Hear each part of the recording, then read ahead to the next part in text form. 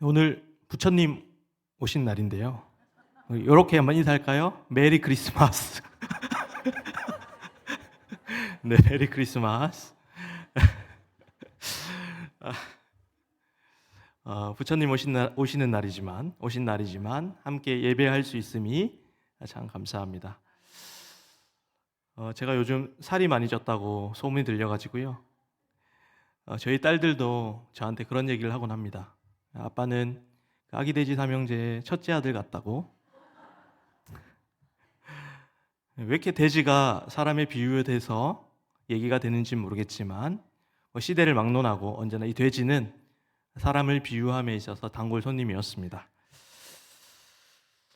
1800년대 영국의 민속학자였던 조지프 제이콥스라고 하는 사람이 요 아기 돼지 삼형제의 전래 동화를 이렇게 정리해서 판본으로 냈고 1933년 월트 디즈니에서 이제 애니메이션으로 최초로 영화가 되면서 이 아기 돼지 삼형제는 온 세계가 사랑하는 작품이 되었습니다. 내용을 아시나요? 네, 돼지 엄마가 이제 나이가 차서 이제 출가하게 된 우리 세 형제들에게 이제 너희들은 각자 집에 가서 각자 집을 짓고 각자가 독립해서 살아라고 얘기를 합니다.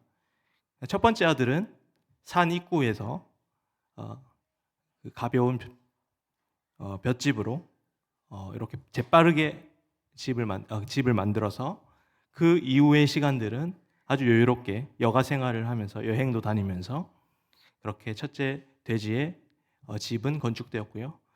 두 번째 돼지는 좀 낫습니다. 나무를 잘라다가 산 중턱에다가 나무로 목재로 아주 친환경적이게 목재를 통해 가지고 집을 만들었고요. 마지막 셋째 아들은 산 꼭대기에 벽돌들을 날아가면서 아주 오래도록 그 집을 지어서 집을 만들었다는 이야기입니다. 저는 이제 어릴 때는 당연히 셋째 아들처럼 살아가는 것이 좋은 거라고 생각하며 살았는데 약간 내가 어른이 돼서 이 아기 돼지 삼형제를 다시 읽어보니까 첫 번째 돼지가 굉장히 실리적인 것 같았어요. 그냥 저렇게 쉽게 집을 지어놓고 재밌게 노는 것도 좋은 인생 아닌가 싶은 생각도 들고, 둘째 아들은 웰빙이잖아요. 그 피톤치드, 그 자연 친환경적인 집을 지어가지고 아주 현대인들의 어떤 잘 맞는 그런 마음가짐을 가지고 만들었고, 셋째 아들은 굉장히 좀 고집스럽다, 또는 저렇게까지 해야 되나? 라는 생각이 들었습니다. 여러분들이 만약에 아기 돼지 삼형제라면 어떤 집을 만드시겠습니까? 만약에 아기 돼지 삼형제가 이야기가 거기서 끝이 났다면 당연히 첫째 아들도 가능하고 둘째 돼지도 가능하고 셋째 돼지도 어떤 거는 선택해도 괜찮지만, 문제는 제가 빠뜨려진 내용이 있습니다. 제가 빠뜨린 내용은 무엇이냐면 바로 늑대가 나타났다라는 얘기입니다. 늑대가 나타냈기 때문에 그 모든 이야기는 새롭게 세팅이 되는 것이죠. 첫째 아들도 둘째 아들도 잘못된 결정을 한 것이죠. 결국에는 그 늑대가 나타났기 때문에 이 아기 돼지 삼형제 이 이야기가 새롭게 평가받는 것입니다. 실리적인 첫째 돼지도 그리고 친환경적인 둘째 돼지도 좋은 평가를 받지 못하는 이유는, 그리고 이 셋째 돼지가 지혜로운 돼지라고 인정받을 수 있는 조건은 바로 늑대가 나타났기 때문입니다. 늑대가 집에 찾아왔기 때문에 모든 것이 달라졌습니다. 늑대가 오지 않았다면 저는 아마도 첫째 돼지의 손을 들어줬을 것입니다. 그래서 셋째 돼지가 이 늑대를 대비하기 위해서 굴뚝을 만들어 놓고 굴뚝 밑에다가 팔팔 끓는 솥을 넣습니다. 그리고 늑대가 굴뚝 속으로 들어오자 그 팔팔 끓는 솥에 데워 가지고 도망갔다라는 것이 바로 그 아기 돼지 삼형제의 이야기인데요. 좀 잔인한 얘기인데, 또 다른 판본에 보면은 그 늑대가 들어오자마자 뚜껑을 닫았다 그래요. 너무 잔인하죠. 그래서 빠진 것 같습니다. 결국 제가 왜 오늘 이 아기 돼지 삼형제 이야기를 꺼내냐면, 바로 이 이야기의 모티브로, 바로 오늘 본문의 이 모티브가 아기돼지 삼형제를 만들었다는 이야기가 들려서입니다. 확실하진 않지만 그런 소문이 있습니다. 집을 짓는 일은 쉬운 일은 아닌 것 같습니다. 저도 집을 지어보지 못했지만 아무리 최첨단 건축 장비들을 가지고서도 이 건축은 쉬운 일이 아닌 것 같고, 예수님 시기에 집을 짓는다는 것은 더 어려운 작업이었습니다. 진이 빠지고 엄청난 수고와 쉼도 없는 노동을 통해 가지고 누가복음에 보면은 실로암 망대가 건축을 하다 무너졌다라는 이야기도 들립니다. 아마도 건축을 한다는 것, 집을 짓는다는 것은 목숨을 담보로 하여서 집을 지었기 때문에 아주 어려운 작업이었던 것 같습니다. 예수님은 늘 일상 속에서 그 비유로 설명하는 것에 탁월하신 분이었습니다. 농사를 하는 사람들 중에서 씨 뿌리는 자의 비유를 설교하셨고, 잃어버린 양의 비유를 통해서 늘 실생활 속에서 비유를 통해 말씀하셨고, 오늘 우리가 읽은 이 말씀도 예수님께서는 비유를 통하여서 이 건축의 내용, 두 건축자의 비유를 우리에게 전해주고 있습니다. 우리가 흔히 아는 이 두 건축자의 비유를 생각할 때는 우리가 생각하기에는 아마도 다른 장소에서 다른 재료로 건축을 하였을 것이다 라고 생각을 하지만 사실은 그렇지 않습니다. 바로 같은 장소에서 거의 비슷한 재료로 건축을 하였다고 보는 것이 이 본문을 이해하는 데 도움이 됩니다. 이 건축은 아마도 여름에 시작되었을 것입니다. 제가 드림 투어를 갔을 때에도 우리 정수길 목사님께서 저에게 하시는 말씀이 겨울에는 되도록 오지 마라. 우기이기 때문이다 라고 얘기를 했는데, 이 팔레스타인 지역에도 바로 겨울이 우기였고 여름에도 건기였습니다. 그러니까 집을 짓기에 적절한 시기는 겨울이 아니라 여름이었을 것입니다. 그리고 이 여름은 집 짓기에 알맞은 날씨이기도 했고, 그때 이제 불리한 점이 있었는데 그것은 바로 흙이 너무 딱딱해지는 점이었습니다. 그래서 레위기서 26장 19절에 보면, 그래서 너무 이 흙이 딱딱해서, 모래가 너무 딱딱해서 그 모래가 놋과 같다라고 표현했을 정도로 굉장히 딱딱한 점토 위에 집을 지었을 것입니다. 아마도 그때 당시에는 굉장히 건물이 낮았기 때문에 2m 정도 남짓한 그런 건물들을 지었을 것이고, 바닥이 충분히 여름에 지어도 딱딱하기 때문에 견딜 수 있는 집을 지었을 거라고 생각합니다. 그러나 문제는 무엇이냐면 겨울이 다가왔기 때문에 문제입니다. 아무리 딱딱한 모래라고 할지라도 비가 내리면 그 모래는 결국에는 땅이 죽처럼 바뀌면서 그 상태가 유지되기 힘든 것이죠. 그래서 지금도 이스라엘 사람, 팔레스타인 지역에 가면 건물 밑에는 항상 단단한 암석이 있다고 합니다. 그래서 오늘 본문을 보면은 이제 모래 위에 집을 지은 사람이 있고, 한편으로는 반석 위에 집을 지은 사람이 있는데 둘 다 동일한 장소에서 집을 세웁니다. 그러나 다른 점이 있다면 반석 위에 집을 지은 사람은 그 딱딱한 모래를 퍼내고 한 3m 가량 퍼내고 그 위에다가 집을 지었다는 것이고, 그냥 모래 위에 집을 지은 사람은 그 딱딱한 모래 위에다가 건축을 하였을 것이다 라고 많은 전문가들은 이야기하고 있습니다. 만약에 두 건축자에게 있어서 비가 오지 않거나 겨울에 우기가 아니었다면 당연히 그 모래 위에다가 건축을 하는 것이 실용적이고 좋은 방법이었을 것입니다. 그리고 도리어 그 딱딱한 모래 위에 집을 짓지 않는 사람이 비가 오지 않았다면 그 사람이 어리석은 사람이었고, 바로 모래 위에 집을 지은 사람이 지혜로운 사람이었을 것입니다. 그러나 늑대가 나타나서 그 이야기가 바뀌었듯이 오늘 바로 홍수라는 이 변수가 있었기 때문에 오늘 반석 위에 지은 이 자는 지혜로운 사람이었고, 모래 위에 집을 지은 사람은 어리석은 사람이었음을 우리는 이 본문을 통해서 알 수 있게 됩니다. 이걸 영적으로 우리가 적용해 본다면, 어쩌면 때로는 우리도 모래 위에 지은 건축자의 마음으로 살아갈 수 있을 것 같습니다. 아무리 봐도 비가 오지 않을 것 같고 홍수가 나지 않을 것 같은 그 신앙의 갈등이 우리에게도 있다라는 것입니다. 정말 하나님은 존재하시는가? 정말 천국은 존재하는가? 정말 우리는 죽음 이후의 영생을 누릴 수 있는가? 그런 것들이 사실이 아니라면 그냥 우리는 모래 위에 집을 지으면 된다라는 사실입니다. 그러나 우리는 반드시 홍수가 일어난다라는 것을 믿고 우리는 그 모래를 힘겹게 그 모래를 파내어서 반석 위에 집을 짓는 사람들이라는 사실입니다. 성경에서 반석 위에 지은 집을 짓는 사람을 지혜로운 자가 표현하는 이유는 바로 홍수 때문입니다. 성경은 분명히 이야기합니다. 인생 가운데 홍수는 반드시 일어난다. 모래 위에 지은 그 집은 반드시 그 홍수에 의하여 무너지게 될 것이다 라고 표현을 하고 있습니다. 그러면 여기서 말한 반석 위에 집을 짓는다는 것은 무슨 의미고 이 홍수가 일어난다는 것은 우리에게 어떤 의미가 있는지 함께 살펴보려고 합니다. 첫 번째로 성경은 반석 위에 집을 지으라고 이야기를 하는데 여기서의 반석은 어떤 의미를 가질까요? 이 내용 그렇게 어렵지 않습니다. 왜냐하면 사도 바울이 고린도전서에서 분명하게 성경을 해석해 주고 있기 때문에 그렇습니다. 우리 함께 조금 길지만 함께 읽어보도록 하겠습니다. 시작.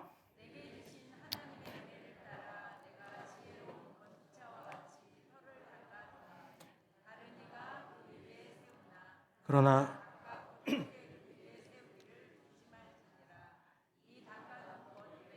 능히 다른 닦아줄 자가 없으니 이 터는 곧 분명히 이야기합니다. 이 비유를 사도 바울이 한 번 더 해석을 해주는데 그 반석이 뭐라고 하나요? 터가 뭐라고 하나요? 바로 예수 그리스도입니다. 이 집을 짓는 이 과정은 결국 무엇을 의미하는 거냐면 우리의 삶을 얘기하는 거겠죠. 그죠? 이 집을 짓는, 이게 삶을 살아가는 그 과정 가운데 집을 어떻게 지을 것이냐. 바로 예수님 위에 살아가라. 예수님 위에 집을 지어라. 라고 얘기를 하는 것이죠. 더 나아가서 그러면 이 반석 위에 지은 집은 더 나아가서 어떤 의미가 있는지 요한복음의 포도나무 비유에 보면은 잘 나타나고 있습니다. 예수님은 포도나무고 우리는 가지이기 때문에 우리가 예수님의 포도나무 사이에 가지가 되어서 붙어 있는 삶이 바로 반석 위에 세운 집을 의미하는 것이죠. 그래서 반석 위에 세운 집을 짓는 것 같은데 이것은 우리가 그 반석 위에 집을 짓고 하나님의 말씀에 순종하는 것은 의무적인 순종이 아니라 오늘 말씀에 보면 사랑 안의 관계를 이야기를 하고 있습니다. 요한복음 15장 10절을 통해서 오늘 이 본문을 조금 더 우리가 해석해 나간다면 15장 10절 한번 읽어볼까요? 시작. 내가 아버지의 계명을 지켜 그의 사랑 안에 거하는 것 같이 너희도 내 계명을 지키면 내 사랑 안에 거하리라. 자, 반석 위에 집을 짓는 삶은 예수 그리스도 위에서 살아가는 삶. 좀 더 나아가서 요한복음에 근거한다면 예수님과 연합하여 살아가는 삶이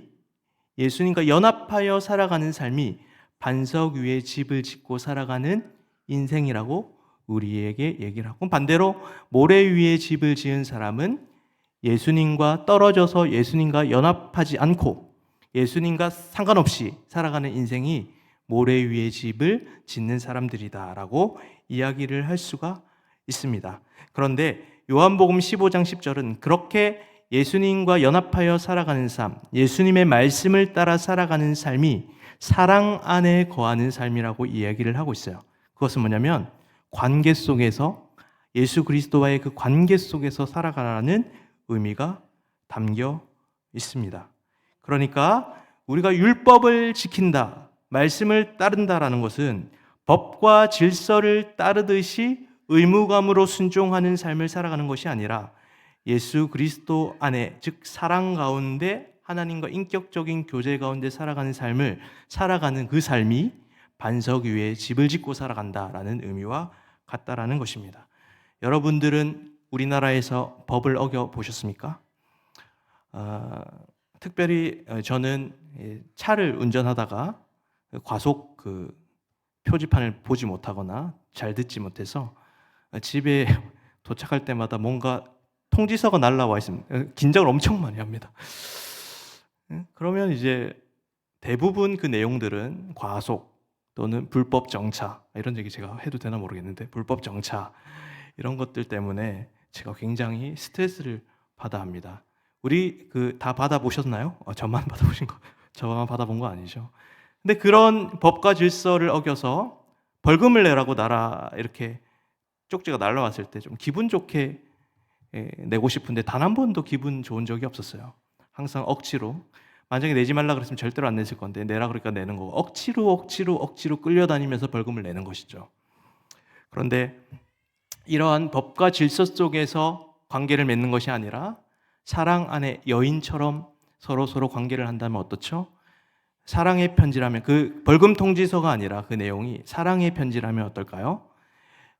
그 가운데 아주 인격적인 관계 속에서 그 편지를 읽어보고 사랑하며 서로의 관계 속에서 살아가게 되었을 것입니다. 그러니까 나라와 우리와의 관계 속에서 법과 질서를, 그 약속을 어긴 것과, 그리고 우리가 인격적인 관계 속에서 사랑하는 관계 속에서 약속을 어기는 것은 전혀 다른 의미라는 이야기입니다. 그러니까 우리가 신앙생활을 함에 있어서 우리가 우리 자신을 좀 돌아봐야 할 이유는 무엇이냐면, 혹시나 이 수요 예배의 자리 또는 신앙생활하는 그 자리가 혹시 우리가 벌금을 내듯이 억지로 그렇게 우리가 신앙생활을 이어나가고 있진 않는지 우리의 삶을 돌아보아야 한다는 사실입니다.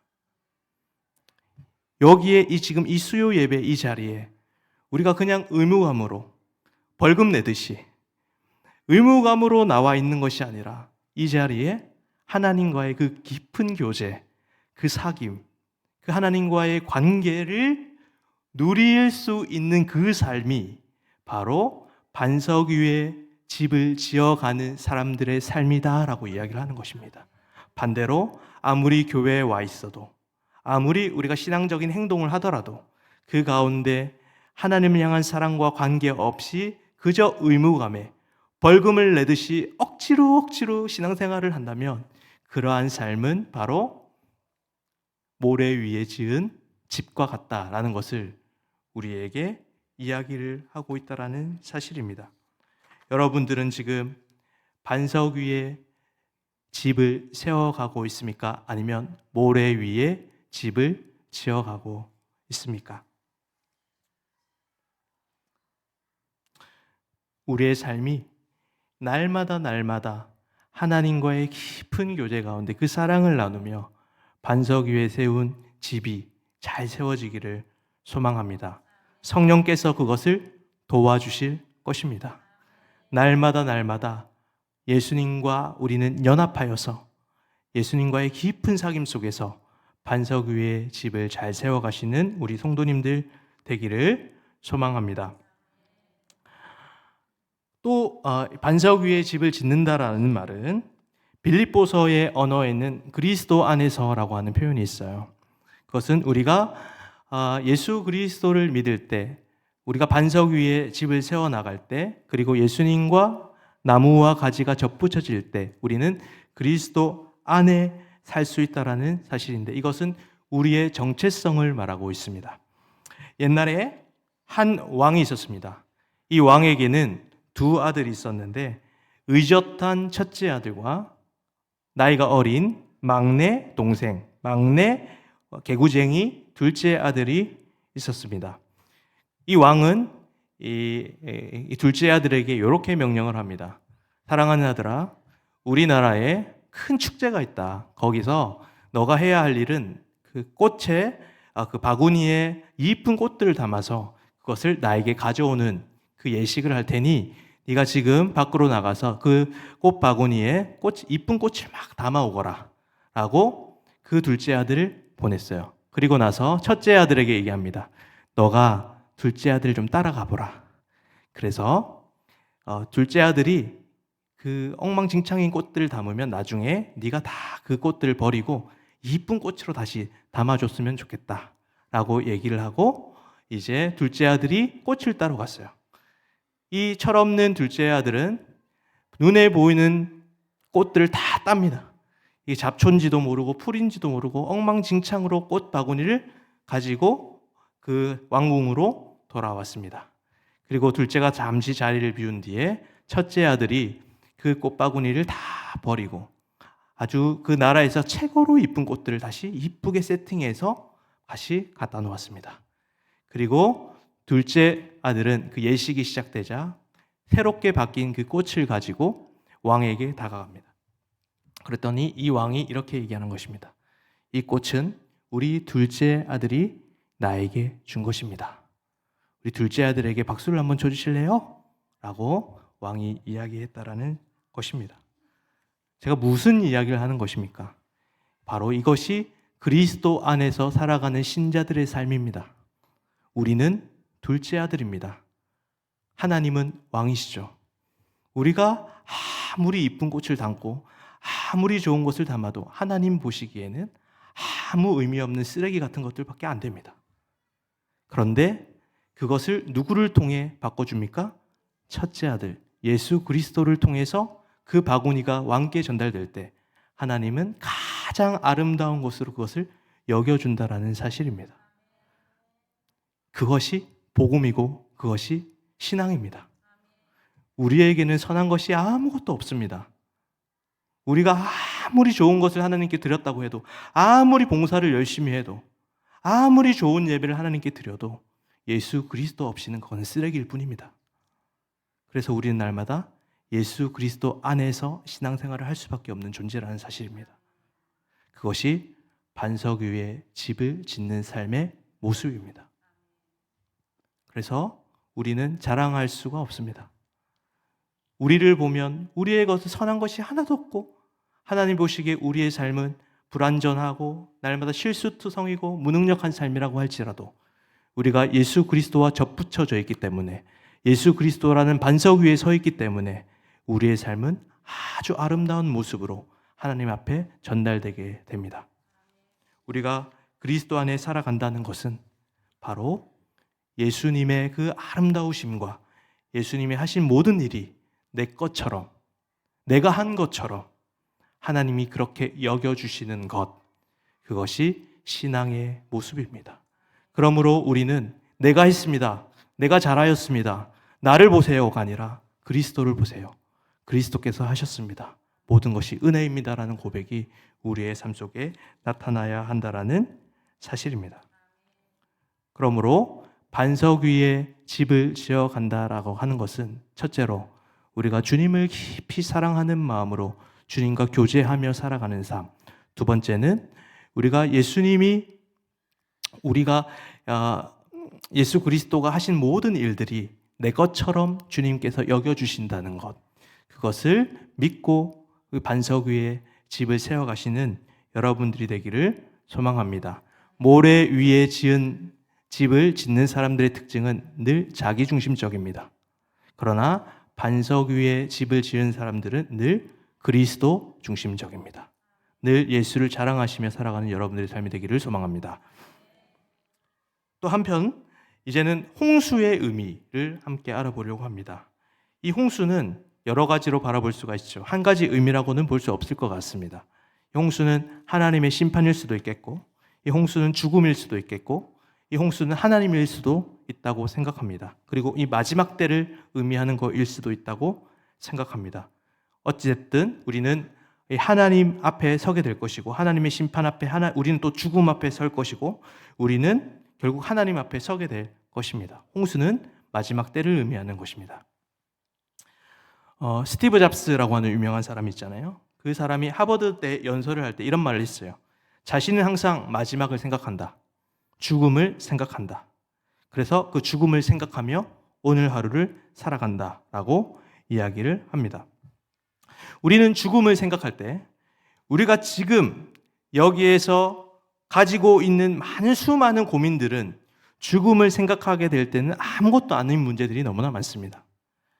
그리고 우리가 지금 가지고 있는, 붙잡고 있는 모든 문제들은 대부분 1년 뒤에는 큰 문제가 아닌 것으로 되게 될 것입니다. 우리는 그래서 미리 미래를 대비하고 예측하고 생각할 수 있는 그 능력이라는 것은 결국 인간 고유의 능력입니다. 하나님이 인간에게 주신 그 고유한 능력이 있다면 바로 미리 가서 생각을 하는 거예요. 시간과 상관없이 우리는 미리 예측을 하고 미리 생각을 함으로써 대비를 하는 것이 하나님이 인간에게 주신 능력입니다. 짐승들은 본능에 의해 움직이지 죽음을 생각하지 않습니다. 죽음을 미리 생각하며 사색하지도 않습니다. 자신의 주변을 항상 살펴보면서 모든 사람들에게 죽음이 있구나를 생각하고, 그래서 죽음이 온다는 것을 인지를 하고 바로 자신의 삶에도 죽음이 올 것이라고 생각하며 살아가는 사람들은 현재를 다르게 생각합니다. 이것은 그리스도인의 문제만은 아닙니다. 바로 스티브 잡스도 예수를 믿지 않았지만 죽음을 먼저 생각하면서, 미래를 먼저 생각하면서 현재를 살았다라는 바로 사실입니다. 그러나 우리는 어떤 존재입니까? 우리는 생각하는 것을 넘어서 성령께서 우리에게 역사하시면 우리는 미래에 영원할 그 하나님 나라를 현재적으로 소유하며 살아갈 수 있는 자들입니다.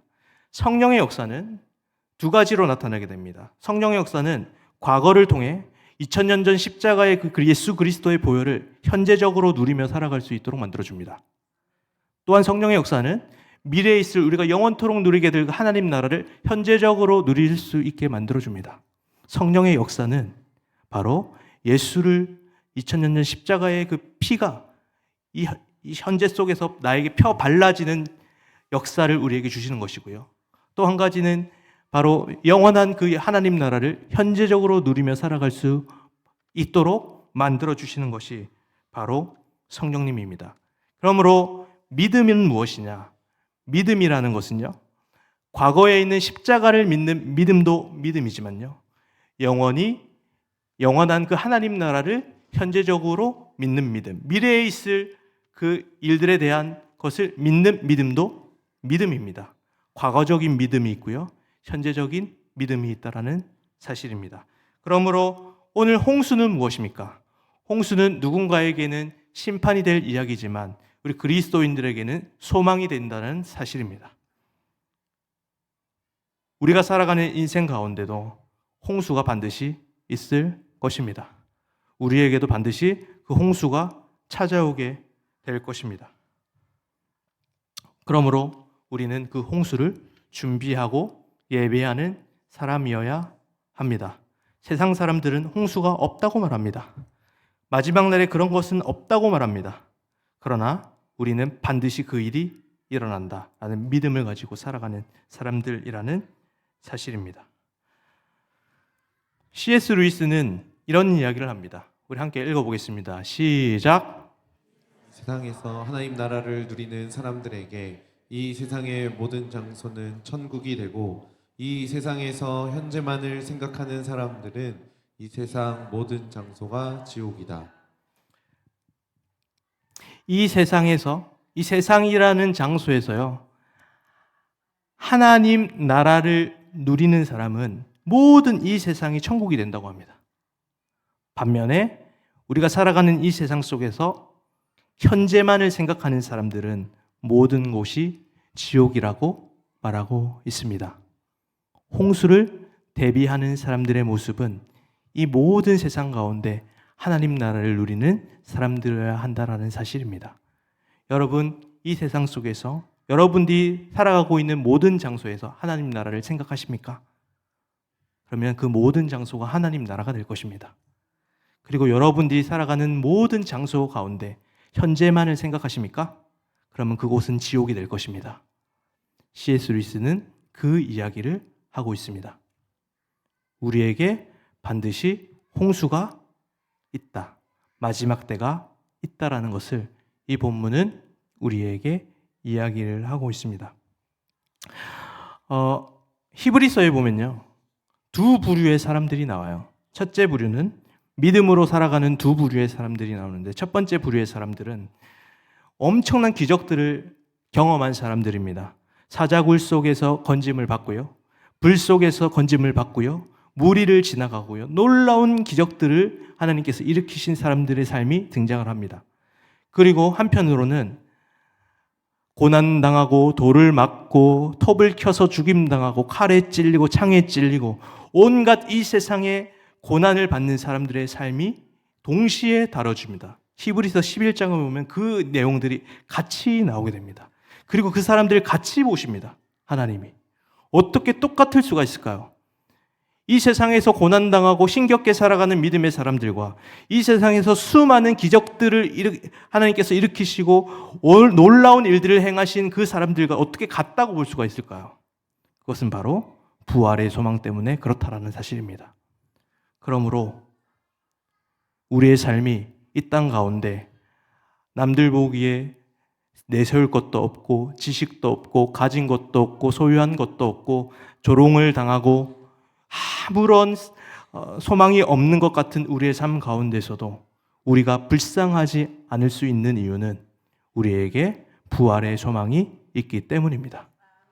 모든 것을 가지고 모든 것을 소유하고 모든 것을 누리고 모든 것을 다 누릴지라도 그 가운데 부활의 소망이 없다면 그 사람은 불쌍한 사람입니다. 그러므로 사랑하는 성도 여러분, 여러분들의 삶은 결코 불쌍한 삶이 아닙니다. 우리에게는 부활의 소망이 있기 때문입니다. 말씀을 정리하겠습니다. 우리는 반석 위에 집을 짓는 사람이어야 합니다. 반석 위에 집을 짓는 사람은 의무감으로 벌금 내듯이 억지로 신앙생활 하는 사람들이 아닙니다. 바로 주님을 깊이 사랑하며 그리스도 안에서 그 깊은 교제를 누리며 살아가는 사람들이 반석 위에 집을 짓는 사람들입니다. 또한 반석 위에 집을 짓는 사람들은 늘 예수의 이름을 앞에 내세웁니다.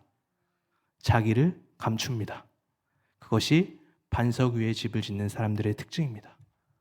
또한 우리는 홍수를 대비하는 삶을 살아가야 합니다. 마지막 때는 반드시 도래합니다. 우리는 부활의 소망을 가지고 살아가야 합니다. 이 땅에서 잘되고 이 땅에서 부유하고 이 땅에서 놀라운 기적들이 일어나고 이 땅에서 사람들에게 칭찬받고 칭송받고 그럼에도 그들 가운데 부활의 소망이 없다면 그들은 불쌍한 자이고 아무리 가진 것도 없고 지식도 없고 조롱받는 삶이라 할지라도 우리에게 부활의 소망이 있다면 우리는 복받은 인생이라는 사실을 잊지 마시고 반석 위에 집을 짓는 자의 모습과 같이 그렇게 살아가시되 홍수를 생각하며 살아가시는 여러분들의 삶이 되기를 소망합니다. 우리 함께 찬양하시겠습니다.